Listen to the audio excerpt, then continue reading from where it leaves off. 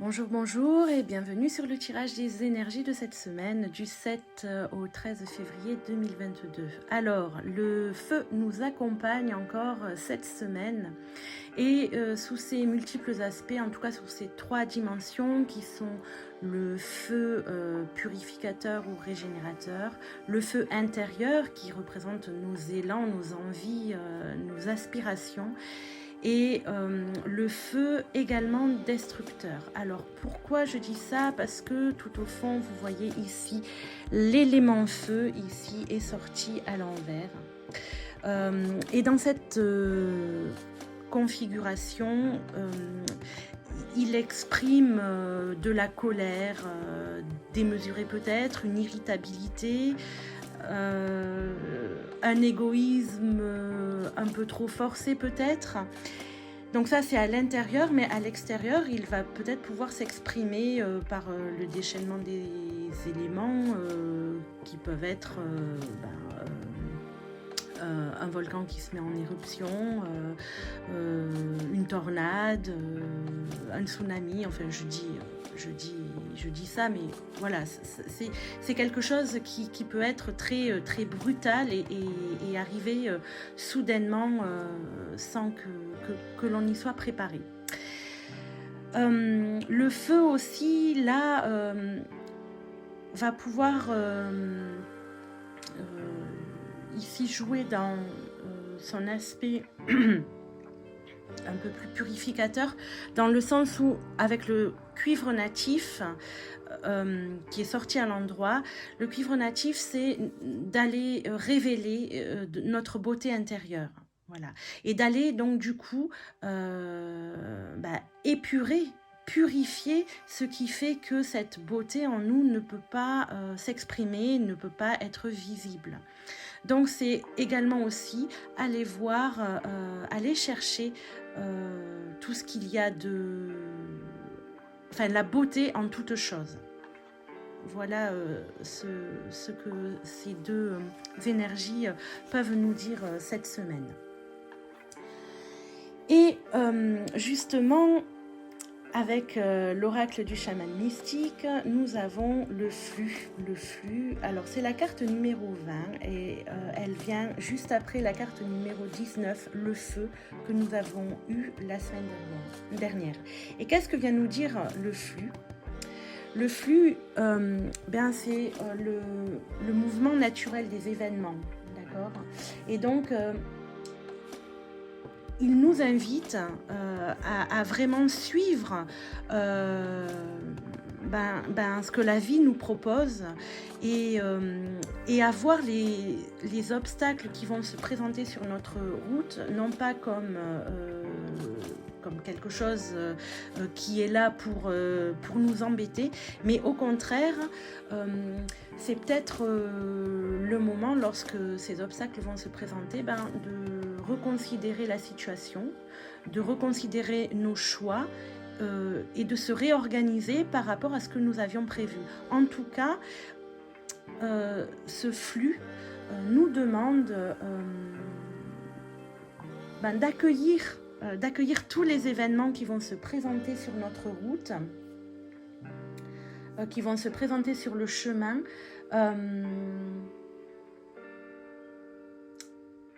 comme des bénédictions, entre guillemets.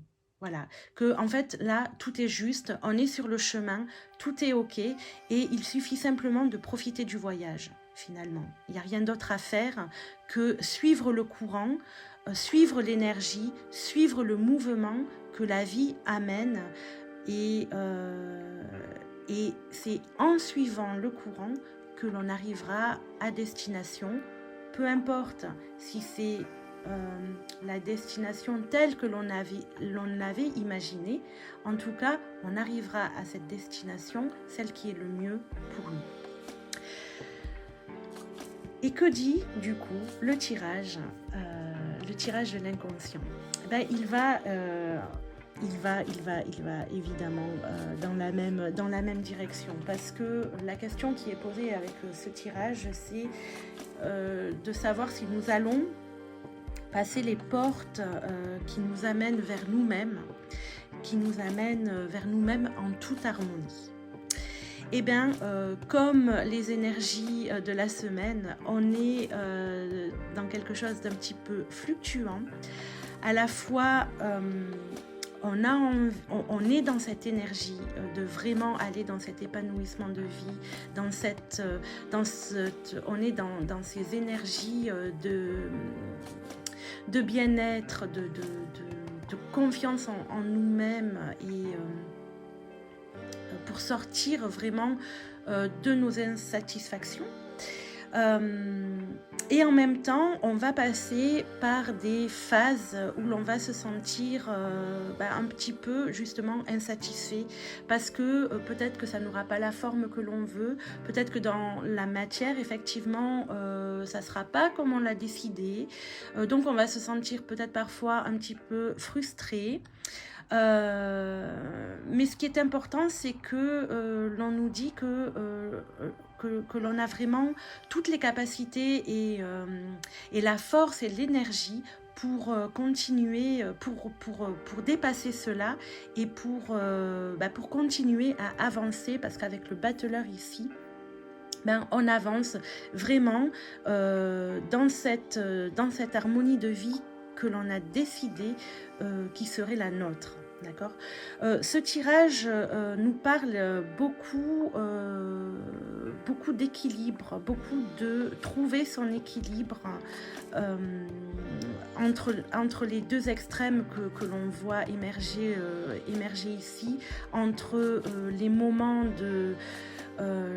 où l'on est vraiment dans le feu, dans une action, dans une volonté d'avancer, dans un désir profond, et puis ces moments où l'on se sent comme impuissant et où l'on a envie de tout laisser sur place et d'arrêter. Et là, les énergies vous montrent que non, accueillez vraiment tout ce qui arrive, encore une fois, comme des cadeaux de la vie qui vont vous permettre, qui vont nous permettre de vraiment avancer vers ce qui est le plus juste et harmonieux pour nous, même si nous, on pensait le contraire. Donc voilà, je vous montre aujourd'hui, j'ai repris le tarot de 7 et je vous montre un petit peu les illustrations, l'amoureux, regardez, l'amoureux. L'amoureux, c'est le kéké de service entre deux jolies femmes. Voilà. La force, c'est une sétoise. Voilà, c'est celles-ci qui sont les plus différentes des illustrations du tarot de Marseille original. Alors ensuite, quels sont les conseils pour traverser cette semaine? Eh bien, nous n'avons que des épées. Ça veut dire que le mental actuellement, pour certains, carbure vraiment à fond les ballons, et que du coup, quand le cuivre natif ici nous dit d'aller voir la beauté en toute chose, c'est vraiment aussi d'aller dans notre cœur, d'accord, d'aller dans notre cœur, parce qu'ici, avec ce que l'on doit entreprendre cette semaine avec le 8 d'épée, ça nous demande de sortir de nos aveuglements et de nos impuissances, de nos fausses croyances que nous nourrissons a priori depuis très longtemps. Donc le 8 d'épée nous demande vraiment de sortir des jugements que l'on a vis-à-vis de nous-mêmes. Il nous demande d'arrêter de nous déprécier, car cela nous enferme dans des situations souffrantes, hein, voilà, et qui nous font perdre au quotidien tous nos moyens. Son énergie ici nous amène à prendre conscience qu'il y a des solutions, si on accepte bien évidemment de les regarder, enfin pas de les regarder, mais de regarder les choses telles qu'elles sont. Donc de sortir du déni pour ouvrir de nouveaux horizons. Oui, pour ouvrir de nouveaux horizons. Voilà. La question que l'on peut peut-être se poser, c'est qu'est-ce qui nous retient en suspens? Comme ici, je ne sais pas trop ce que c'est, ça ressemble à un gland, je ne sais pas. Qu'est-ce qui nous retient en suspens? Ou à un cocon là qui a peur d'éclore, voilà, c'est plutôt ça. Qu'est-ce qui nous retient en suspens? Est-ce que c'est nous? Est-ce que c'est les autres? Vous avez la réponse et cette semaine, on nous demande vraiment d'y répondre à cette question. C'est essentiel pour vraiment aller dans cette harmonie, dans nous-mêmes, en fait, dans notre authenticité. Le 3 d'épée ici, il va dans le même sens, c'est qu'est-ce que l'on doit continuer à faire cette semaine. Le 3 d'épée, en fait, ça parle de trahison, de déchirement, de chaos. Donc, elle vient nous demander de continuer à apaiser notre cœur et notre mental pour sortir de cette souffrance émotionnelle qui est ici parfois encore présente, avec le feu aussi à l'envers. Et donc, elle nous incite vraiment à donner la parole à ces souffrances pour les transcender. Mais elle peut nous inviter aussi à rétablir une communication ou à rétablir des échanges, mais vraiment authentiques, avec là où les personnes qui sont concernées dans ces situations souffrantes. Voilà, c'est vraiment aller faire le point, aller voir, aller rétablir les faits par la parole, par les échanges, par la communication. Ne pas rester sur un blabla mental qui nous enferme en fait dans ces blessures et dans de la victimisation en fait. Voilà. Et c'est pour ce travail-là, faire ça, en fait, ça va nous permettre de pouvoir passer à autre chose. Donc, cette énergie du 3 d'épée nous dit de ne pas retenir nos larmes. Si on a envie de pleurer, laissons-nous pleurer. Et de ne pas non plus passer à côté d'une discussion difficile, d'une discussion, même si elle est difficile. Voilà, il faut vraiment crever l'abcès, en fait. C'est vraiment ça que le 3 d'épée nous demande. Et ici, avec le 10 d'épée, on est toujours dans des mêmes énergies vraiment très douloureuses en fait. Et le 10 d'épée ici, c'est ce qu'on doit arrêter de faire cette semaine.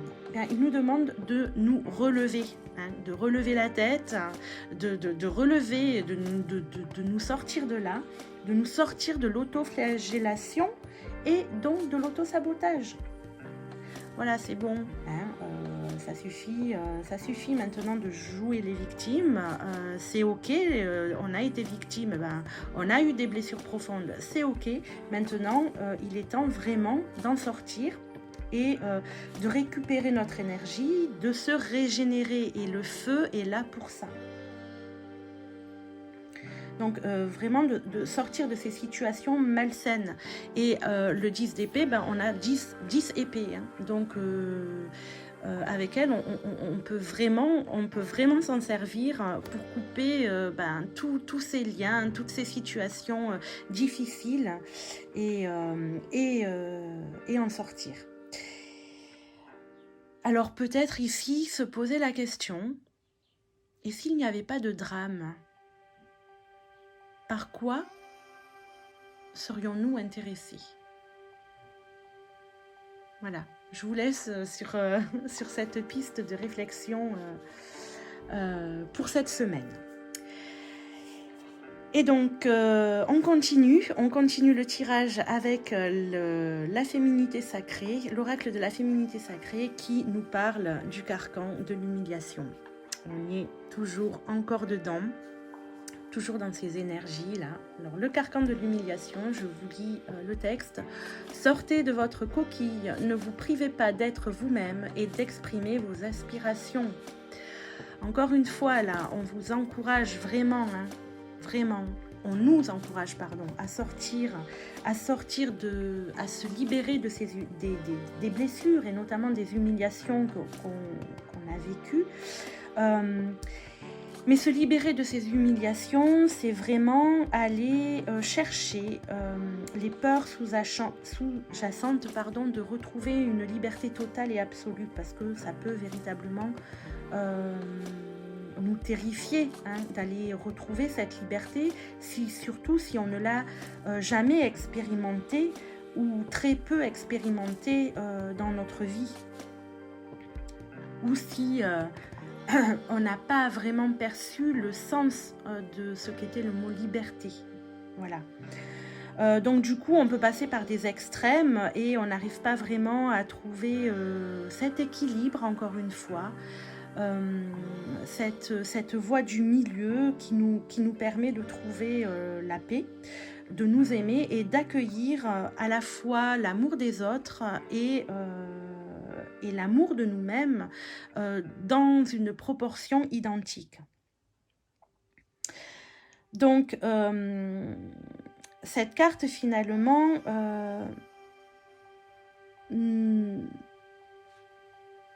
quand on décide de sortir du carcan de l'humiliation, c'est sortir des désirs des autres, des désirs de ce que les autres voudraient que l'on soit et qui nous emprisonnent. Et c'est sortir de cela pour vivre vraiment pleinement notre vie, pour vivre pleinement ce que l'on est vraiment. Et explorer les différentes facettes de nous-mêmes en n'ayant plus peur des jugements des autres et du qu'en dira-t-on. Voilà. Sortir du carcan de l'humiliation, c'est vraiment faire exploser notre coquille et aller, encore une fois, vers la vie que l'on souhaite et vers nos aspirations. Pour terminer, la lettre hébraïque de la semaine, et c'est la lettre numéro 4, Dalet. Dalet, qui signifie la grande porte,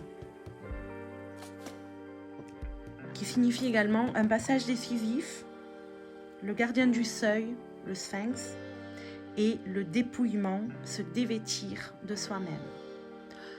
Nous sommes en plein dans le thème. Je vous lis le texte. La porte de notre véritable demeure nous appelle aujourd'hui. Saurons-nous la franchir en abandonnant derrière nous les vieux manteaux et tout ce qui nous attache encore à l'ancien? Je vous rappelle qu'ici, on nous demandait d'aller vers nous-mêmes et de saisir, de passer les portes. Nous connaissons tous l'énergie de Dalet, car nous avons tous traversé de multiples portes, des passages qui nous ont transformés et dont nous portons l'empreinte tout au long du grand voyage de l'âme. À l'aube d'une ère nouvelle, Dalet se manifeste dans toute sa splendeur. Elle est bien la porte ultime de la maison du grand retour, où le royaume de lumière dont nous avons la nostalgie devient un avec la terre vivante. Quand Dalet apparaît dans le tirage, elle annonce un grand rendez-vous, qu'il soit manifesté extérieurement ou qu'il nous attende au plus intime de notre être. Ce rendez-vous représente un passage décisif. Peut-être est-ce le temps de prendre une décision qui apportera un changement. Dalet évoque une notion de dépouillement, de mise à nu. Pour ce changement qui nous attend, il est nécessaire de lâcher d'anciens bagages, de renoncer à quelque chose qui ne pourra plus exister dans ce nouveau qui nous appelle. Dalet n'est pas toujours facile à intégrer, car grande est son exigence. Elle est pourtant amour infini. Elle est le sphinx qui nous pose sa question, une question miroir qui nous renvoie à nous-mêmes. Elle pose les questions fondamentales dont les réponses ne sont pas des mots mais des vécus. Elle est le gardien du seuil qui ne s'incline que devant le pur élan de notre âme. Dalet est l'initiale du mot Da'at, la connaissance. Da'at est le joyau qui brille sur le front de l'homme nouveau, la connaissance vivante qui est notre héritage et que le mental humain ne peut pas saisir.